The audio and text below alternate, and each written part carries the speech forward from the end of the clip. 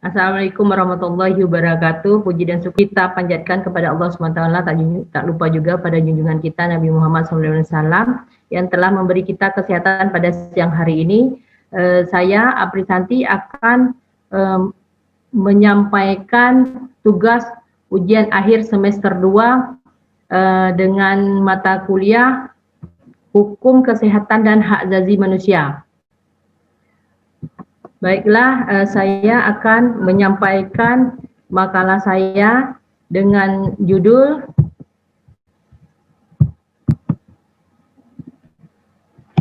Hukum Kesehatan dan Hak Asasi Manusia dengan judul Pelaksanaan Pilkada pada masa pandemi COVID-19 sebagai perlindungan kesehatan pemenuhan hak asasi manusia.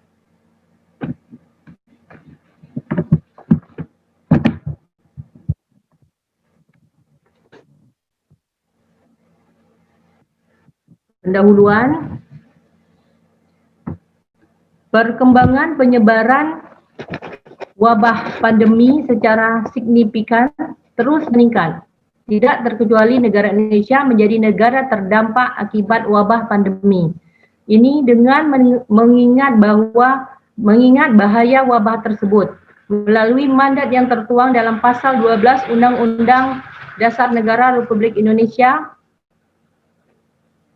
Presiden kemudian menerbitkan keputusan Presiden Kepres Republik Indonesia nomor 11 tahun 2020 tentang penetapan kedaruratan kesehatan. Pada mulanya terdapat 3 opsi penundaan pilkada sebelum putusan yang menyelenggarakan pilkada serentak pada tanggal 9 Desember 2020 disahkan. Pertama, opsi penundaan ke tanggal 9 Desember 2020, tetapi itu tergantung pada pemungutan suara yang bisa dimulai pada Mei atau Juni 2020. Opsi kedua, penundaan diarahkan tanggal 17 Maret 2020 atau 6 bulan dari jadwal awal yang telah ditentukan. Ketiga, lebih jauh lagi diarahkan 1 tahun kemudian, tepatnya pada tanggal 29 September 2020. Siapapun, khususnya instansi seperti KPU, Bawaslu, DKPP, DPR, dan pemerintah memiliki pandangan yang berbeda mengenai 3 opsi tersebut. Namun pada akhirnya telah diputuskan bahwa penyelenggaraan pilkada menggunakan opsi pertama. Pengambilan keputusan telah optimisme pemerintah semata, padahal keputusan tersebut bergantung pula pada perkembangan situasi pandemik. Optimisme yang dinyatakan oleh pemerintah bukan tanpa dasar, karena melihat penyelenggaraan pemilihan yang diselenggarakan di berbagai negara seperti Korea Selatan, Amerika Serikat, dan Prancis yang telah berjalan meskipun ditunda. Pada kenyataan, setiap hari perkembangan wabah ini meningkat sangat signifikan. Sampai tanggal 10 Juli 2019, kasus positif COVID-19 bertambah sekitar 30.000 orang. Karena wabah pandemi ini tidak dapat dipastikan peningkatannya dan vaksin sampai sekarang belumlah ditemukan, maka timbullah banyak kecemasan dari berbagai pihak mengenai penundaan pilkada yang dianggap terlalu prematur ini. Padahal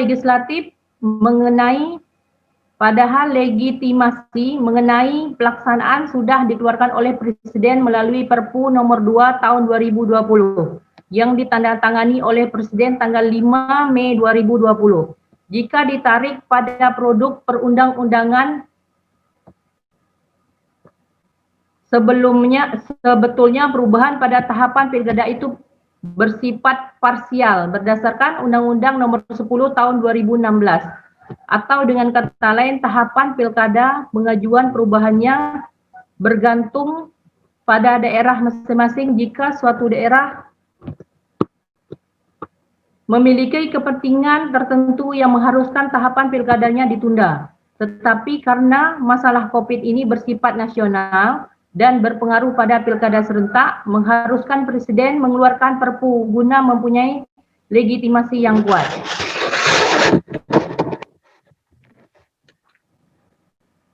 Latar belakang, kedaulatan negara berada di tangan rakyat. Begitulah amanat konstitusi yang menginginkan seluruh warga negara berperan serta secara aktif dan memilih pemimpin. Dalam Undang-Undang Dasar Negara Republik Indonesia tahun 1945 pasal 1 ayat 2 yang berbunyi kedaulatan berada di tangan rakyat dan dilaksanakan menurut Undang-Undang Dasar. Kaidah undang-undang menerangkan jika praktek kedaulatan diterjemahkan dalam bentuk pemilihan langsung di berbagai level pemerintahan, mulai dari memilih pemimpin negara, pemimpin daerah, hingga memilih legislator. Instrumen dalam pemilihan pemimpin yang dijelaskan dalam Undang-Undang Pemilu Nomor 7 Tahun 2017 yang menegaskan bahwa pemilihan umum adalah sarana dalam mewujudkan kedaulatan masyarakat. Secara sederhana, kedaulatan rakyat adalah pemerintahan di bawah rakyat, atas mandat rakyat sehingga kekuasaan tertinggi di bawah kuasa rakyat, melalui pemimpin yang dipilih oleh rakyat. Prinsip kedaulatan yakni menempatkan masyarakat dengan porsi yang cukup untuk memainkan peranan dalam proses pengambilan keputusan termasuk dalam menentukan serta memilih pimpinan. Tentunya tanpa adanya hegemoni dalam pembuatan peraturan oleh para penguasa. Melalui praktek pembuatan peraturan yang merugikan masyarakat dan menguntungkan pejabat serta pemimpin publik. Partisipasi dalam konsep kedaulatan rakyat kemudian diterjemahkan dalam bentuk praktek demokrasi langsung, direct democracy, yang benar-benar memposisikan masyarakat secara total dalam proses penentuan seorang pemimpin publik. Ajang pelaksanaan demokrasi langsung dapat kita lihat dari pesta demokrasi di level pemerintahan lokal atau daerah. Disitulah masyarakat diajak berpartisipasi langsung untuk menentukan masa depan dan daerahnya masing-masing.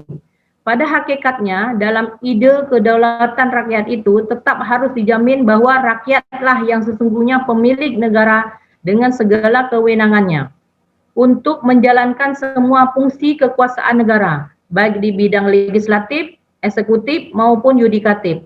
Rakyatlah yang berwenang merencanakan, mengatur, melaksanakan, dan melakukan pengawasan serta penilaian terhadap pelaksanaan fungsi-fungsi kekuasaan itu. Bahkan lebih jauh lagi untuk kemanfaatan bagi rakyatlah sesungguhnya segala kegiatan ditujukan dan diperuntukkan segala manfaat yang didapat dari adanya dan berfungsinya kegiatan bernegara itu. Itulah gagasan kedaulatan rakyat dan demokrasi yang bersih total dari rakyat untuk rakyat, oleh rakyat, dan bersama rakyat. Di Indonesia, demokrasi berkembang seiring dengan pergolakan politik yang terjadi setelah kemerdekaan. Perubahan-perubahan konsep demokrasi terjadi mulai dari demokrasi terpimpin, demokrasi parlementer, hingga demokrasi presidensial. Namun pada dasarnya peranan pemerintah dalam menjalankan demokrasi masih sangat dominan. Karena dalam Undang-Undang Dasar 1945 beserta amandemennya masih nampak kuat kekuasaan pemerintah dibanding lainnya. Secara etimologis, demokrasi berarti kedaulatan di tangan rakyat, demos dan kratos. Sebagai konsep, demokrasi berlaku umum dan universal. Namun pada saat diterapkan dalam suatu bangsa atau negara, maka implementasinya senantiasa terikat oleh kondisi objektif negara atau bangsa yang bersangkutan. Oleh karena itu, demokrasi nuansanya adalah budaya bukan ideologi. Sehingga demokrasi bukan harus seperti yang berkembang di barat. Mengingat dalam demokrasi membuka ruang gerak untuk berbeda pendapat. Maka perbedaan itu harus dipandang sebagai modal dasar bagi perkembangan hidup manusia. Oleh karena itu, dalam mengelola perbedaan membutuhkan akal sehat. Bukan individu yang bebas maupun individu yang terbelenggu oleh kemasyarakatan. Dengan akal sehat, maka perbedaan akan menjadi berkah bagi kehidupan manusia dalam mewujudkan keadilan dan kesejahteraan hidup dan kehidupan manusia beserta alam lingkungannya. Komisi Pemilihan Umum menyatakan kesiapan Pilkada serentak tahun 2020 telah mencapai 80%. Apakah pernyataan itu sudah final dan bisa dipertanggungjawabkan? Jangan sampai ini justru membuat patah hati berbagai pihak karena pelaksanaan yang kurang maksimal. Kesiapan menghadapi momentum Pilkada serentak tahun 2020 selayaknya diiringi melakukan pembenahan sistem dan penyesuaian dengan situasi pandemi ini. Hal ini sesungguhnya menjadi tanggung jawab semua pihak, tidak hanya pemerintah dan perangkat terkaitnya. Tetapi juga masyarakat memilih hak suara, pemikiran ulang mengenai how to be good citizenship dalam mengawal pelaksanaan pilkada yang sesuai dengan situasi dan kondisi menjadi amat penting.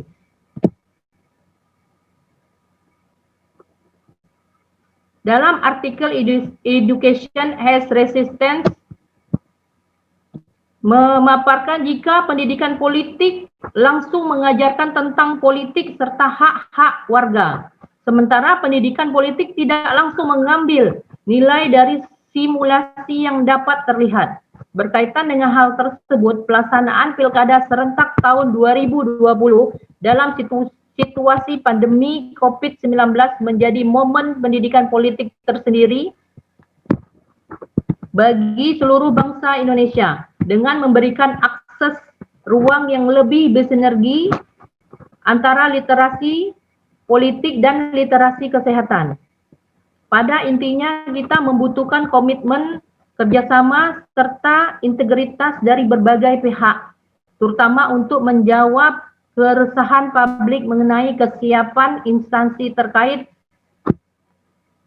dalam pelaksanaan Pilkada serentak tahun 2020 yang sesuai dengan situasi dan kondisi pandemi. Beberapa hal menjadi tantangan utama yakni kurangnya dana, inefisiensi, gangguan teknis, jumlah pemilih tetap, risiko timbulnya klaster infeksi, dan masalah legitimasi hasil pemungutan suara akan tetap ada. Menelaah itu, maka pelatihan berbasis kesehatan perlu dilaksanakan. Prosedur penanganan COVID-19 dalam pilkada serentak penting diterapkan. Karena pelaksanaan pemungutan suara identik dengan pengumpulan massa. Maka dalam pilkada serentak perlu diatur dan distrategikan bagaimana memecahkan konsentrasi massa pemilih dan meminimalisir kerumunan. Mau tidak mau, suka tidak suka, pengadaan alat tambahan dalam rangka pemenuhan protokol kesehatan selama pelaksanaan pilkada harus menjadi perhatian. Mulai dari alat pelindung diri, pengawas, fasilitas kesehatan, hand sanitizer, cuci tangan bagi pemilih, dan lain sebagainya. Kebijakan pemanfaatan kuncuran dana haruslah tepat sasaran. Bangsa Indonesia yang sudah menjalani 75 tahun masa kemerdekaan tentu menginginkan Pilkada serentak tahun 2020 dapat terselenggara dengan sukses. Hasil yang maksimal tanpa mengabaikan protokol kesehatan penanganan COVID-19 serta menurunkan kadar kualitas demokrasinya. Spirit kebangsaan yang tercermin dalam sila ketiga Pancasila, yakni persatuan Indonesia, akan menjadi penguat jika benar-benar teraktualisasi di momen krusial ini. Kita harus bersinergi, saling menyokong sukses kepemimpinan ini agar tak sekedar menjadi pengalihan kekuasaan.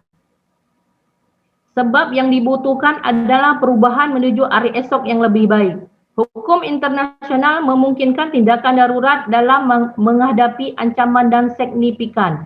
Tetapi tindakan tersebut harus sebanding dengan analisis risiko, kebutuhan, dan tidak diskriminatif. Berarti pendekatan yang paling sedikit resikonya terhadap perlindungan kesehatan masyarakat. Hubungan dengan COVID-19, tenaga darurat harus digunakan untuk tujuan utama meredam perbedaan pendapat atau membungkam kerja para pembela hak asasi manusia atau jurnalis. Beberapa hak yang tidak bisa dihilangkan diantaranya prinsip non-refoulement, larangan pengusiran kolektif, larangan penyiksaan dan perlakuan buruk, penahanan sewenang-wenang, dan lain-lain. Bertitik tolak dalam uraian di atas, maka peneliti tertarik dengan mengambil judul makalah pelaksanaan pilkada pada masa pandemi COVID-19 sebagai perlindungan kesehatan pemenuhan hak asasi manusia.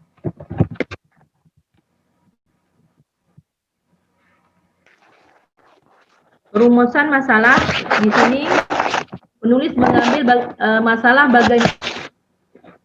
bagaimanakah peran KPU dalam melaksanakan pilkada pemilihan kepala daerah atau pilkada pada masa pandemi COVID-19 terhadap hak politik dan hak kesehatan dalam pemenuhan hak asasi manusia.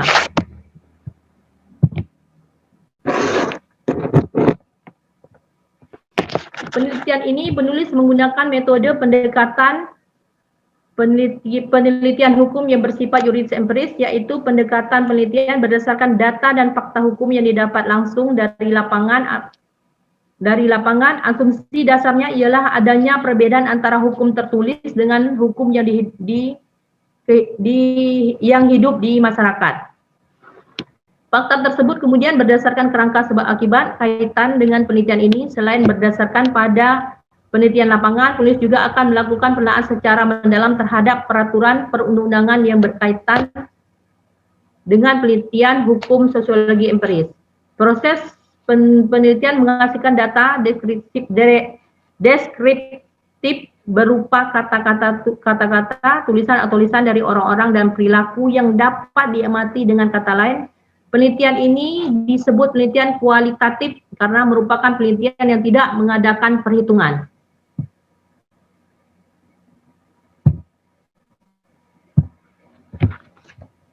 Hasil penelitian.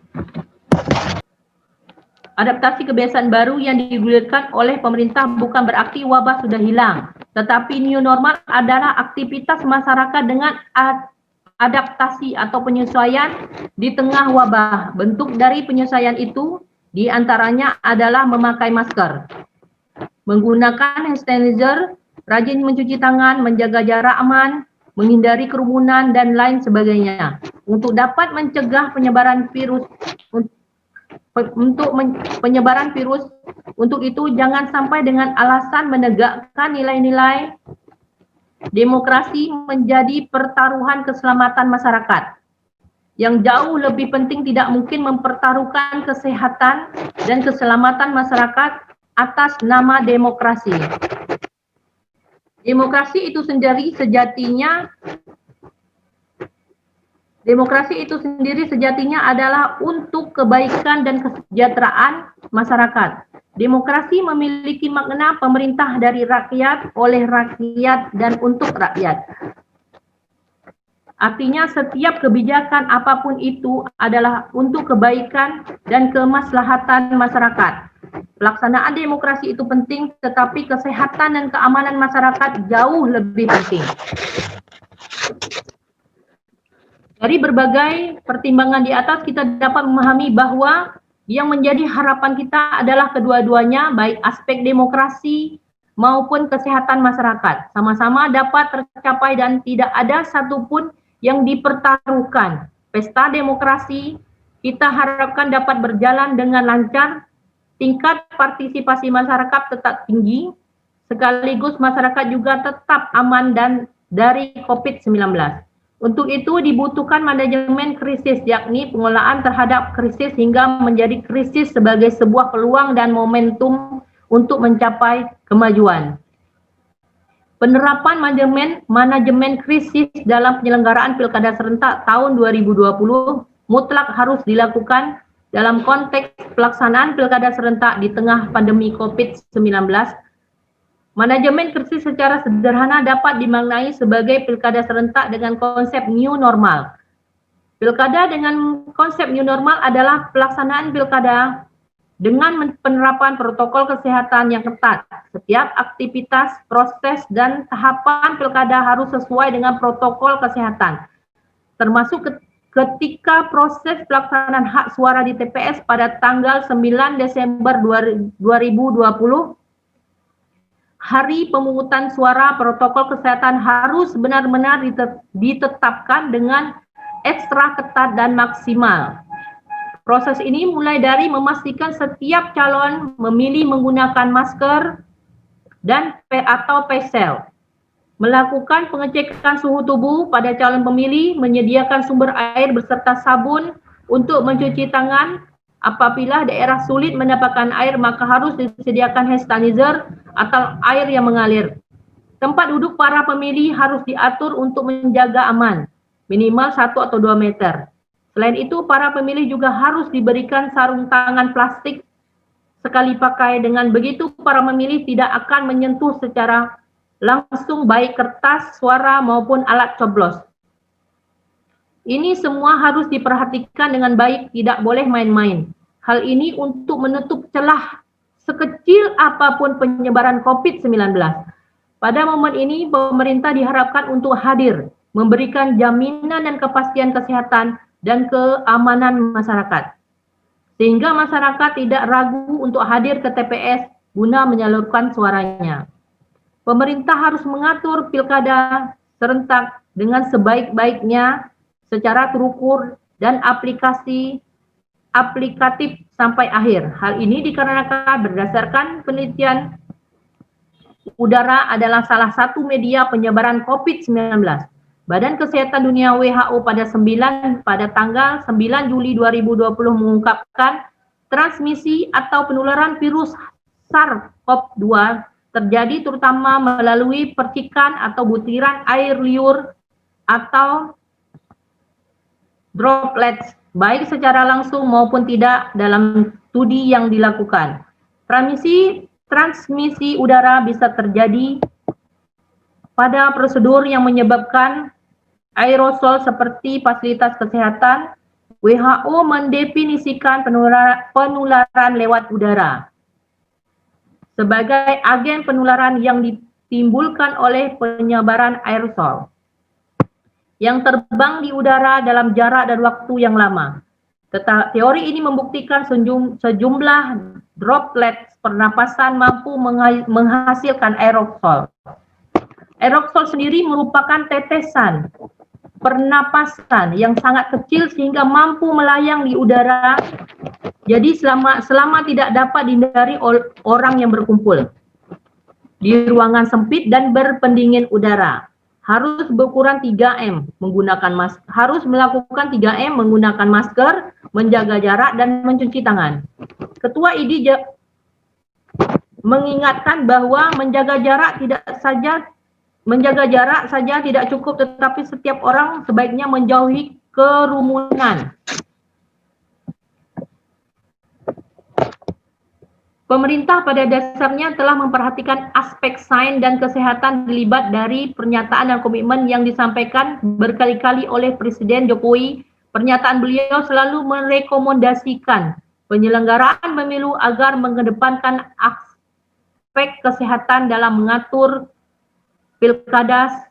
pelaksanaan pilkada serentak dengan konsep new normal, yakni dengan menegakkan protokol kesehatan. Selain itu, pemerintah juga meminta masukan dari tim Satgas Nasional COVID-19 dalam pelaksanaan tahapan pilkada. Pemerintah menghimbau agar pilkada serentak dapat berjalan lancar dan tidak menjadi klaster baru penyebaran COVID-19.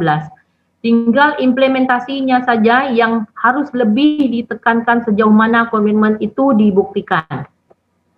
Dalam penyelenggaraan pilkada, kita dapat belajar dari negara-negara yang sukses dan menyelenggarakan pemilu di tengah pandemi.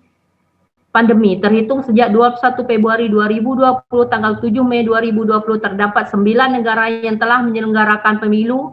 Di antaranya adalah Singapura, Jerman, Prancis, Mongolia, dan Korea Selatan. Setiap negara memiliki mekanisme dan tata cara tersendiri yang diterapkan selama pandemi. Ada yang melaksanakan pemilihan dengan protokol kesehatan COVID-19 secara ketat, pemilihan lewat kantor pos atau elektronik, ada juga yang memakai teknologi termasuk saat rekapitulasi suara. Bahkan ada negara yang membuat tempat pemungutan suara khusus untuk kelompok usia rentan 60 tahun ke atas. Sementara Indonesia memilih untuk menggunakan protokol kesehatan. Salah satu negara yang berhasil menyelenggarakan pemilu di tengah pandemi adalah Korea Selatan. Korsel bahkan berhasil mencetak partisipasi pemilu terbaik sejak tahun 1992.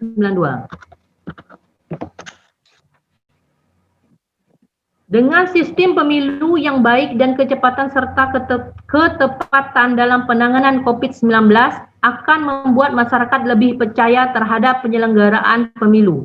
Masyarakat akan yakin bahwa pemilu dapat berjalan lancar dan tidak menyebarkan klaster baru penyebaran COVID-19. Hal ini membuat situasi politik semakin stabil dan kondusif, hingga membuat masyarakat semakin semangat untuk menyalurkan hak pilihnya, serta mempunyai kesadaran tinggi dan rasa bangga menjadi bagian dari kelancaran dan keberhasilan pesta demokrasi di negaranya. Penyelenggaraan pemilu di Korea Selatan yang berlangsung transparan di mana media dan televisi diundang melakukan secara langsung dari TPS. Dengan begitu, masyarakat dapat mengetahui proses penghitungan suara dari tempat tinggal masing-masing tanpa rasa khawatir hak suaranya hilang atau terjadi kecurangan. Indonesia harus belajar dari pengalaman Korea Selatan dan negara-negara lain yang berhasil melaksanakan pemilu di tengah pandemi. Kematangan mekanisme, kesediaan APD, kesediaan dan kecukupan anggaran demi suksesnya penyelenggaraan pemilu, serta berbagai antisipasi apabila dibutuhkan harus disiapkan dengan matang. Negara benar-benar harus hadir dalam menjamin kesuksesan pilkada dan keselamatan warga negara dengan proses penyelenggaraan dari awal hingga pemungutan suara dapat berjalan dengan lancar dan sukses, serta masyarakat juga tetap aman dari COVID-19. Salah satu pilkada serentak tahun 2020 adalah lahirnya pemimpin-pemimpin yang berkualitas, adil, bijaksana, dan demokratis. Pasca COVID-19, ini diharapkan akan mampu bekerja sama serta berkolaborasi dengan pemerintah pusat agar membawa masyarakat keluar dari krisis akibat COVID-19. Sehingga kita bisa keluar dari tantangan dan tampil menjadi bangsa pemenang serta mencapai Indonesia maju.